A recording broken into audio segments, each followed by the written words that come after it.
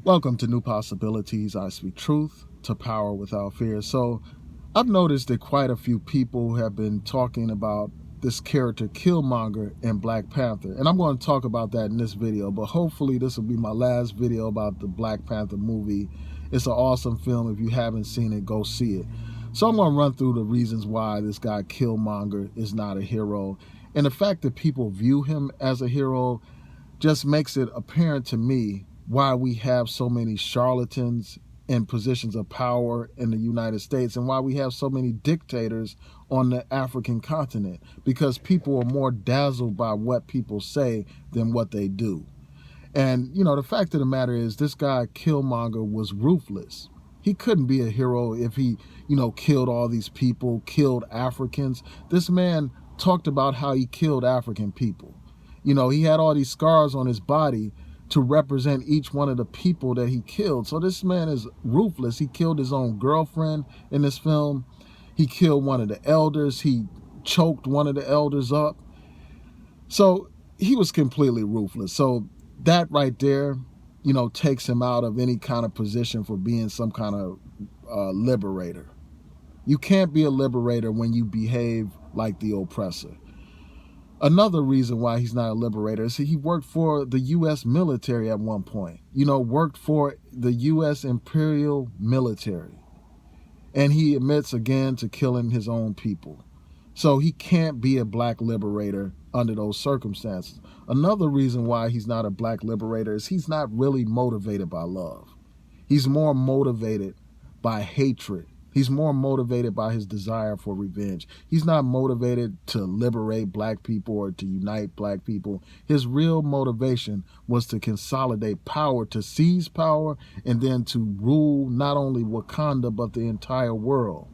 And that represents an imperial type of mindset and a power type of mindset.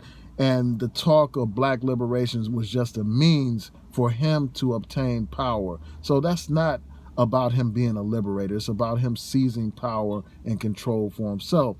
And he was motivated by his desire to get back at the people that killed his father. So that's not a genuine desire to liberate people. It's a desire to get back at someone, a desire for bloodlust. And this whole push for power, it reminds me of other dictators like a Mugabe, somebody who started off as some liberator but ended up becoming a dictator. Somebody that was in power since the 80s.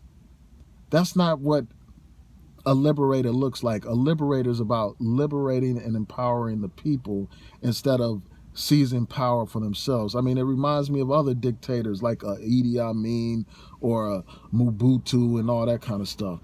And the fact that he destroyed those plants, the plant that gave Black Panther his power, the fact that he did that proves that he wasn't about legacy. He wasn't about empowering the people and continuing that legacy of Black Panther. So that makes it clear that he's not about liberation. He was about consolidating the power within him.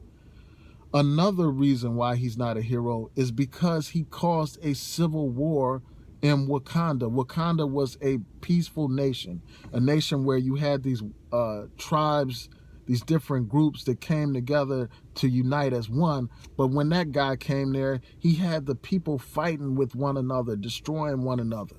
So that can't be viewed as some kind of liberation when you're destroying your nation.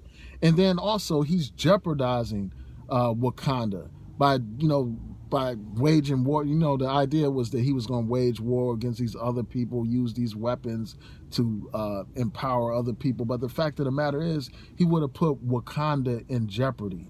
A nation that it was successful, a nation that was developed and all that kind of stuff. He would jeopardize all of that for the sake of seizing power. He would bring war to his people. So that's not what a leader would do. That's not what a liberator would do.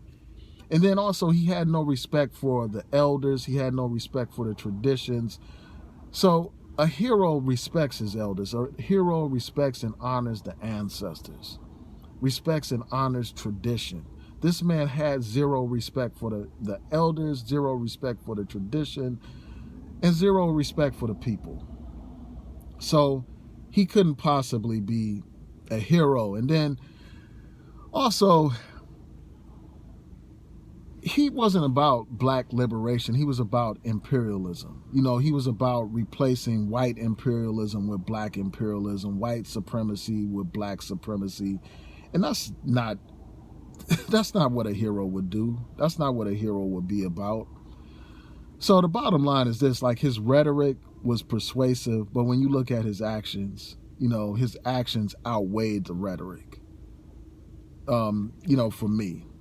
And unfortunately, when we look at leadership, we don't look at the actions. We more focus on what people are saying. They're saying things that please our ears. So we will support them despite all these scandals and controversies surrounding a particular person. I mean, you know, you could cite the example of Umar Johnson. You know, people still support him, you know, despite all these questions and issues about the money for the school, despite, you know, the questions about his false presentation of credentials and all that kind of stuff. And, you know, the list goes on. You know, there are other examples of charlatans in the history of the black community. You know, people that will hustle you just to get money.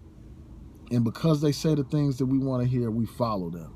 And the fact that you got all these black people saying this guy is a hero, it's just, it doesn't make any sense to me, man. Really, it doesn't. Because he's not a hero, man. But anyway, those are my thoughts. Tell me what y'all think. Please rate, comment, and subscribe. Peace.